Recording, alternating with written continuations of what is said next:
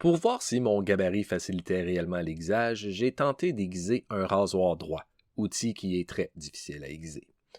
D'emblée, je peux vous dire que cela n'a pas fonctionné. Comme la lame est très étroite, on ne peut pas garder les mains au-dessus du gabarit pour aiguiser en allant de gauche à droite. Oui, j'aurais pu aiguiser simplement avec les côtés, mais c'est une technique peu efficace.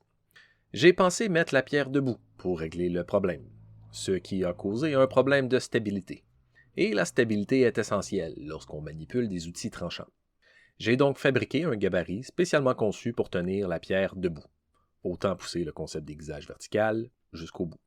Quand j'ai aiguisé mon premier couteau à la verticale, j'ai tout de suite senti qu'il y aurait du potentiel à la technique.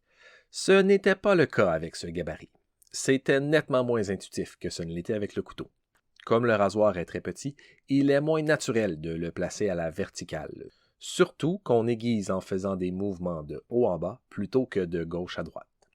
Néanmoins, en aiguisant, l'envie m'a prise de tirer le rasoir vers moi pour mieux voir le contact entre le tranchant du rasoir et la pierre.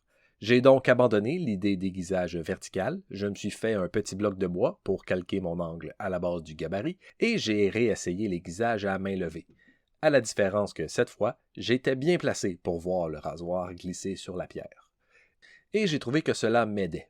Le geste était plus régulier et plus précis. Un aiguisage plus lent donc, mais un meilleur aiguisage.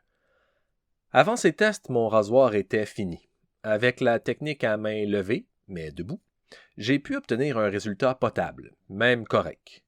Je vais donc continuer de tester l'aiguisage vertical et je vous reviens avec de nouvelles conclusions.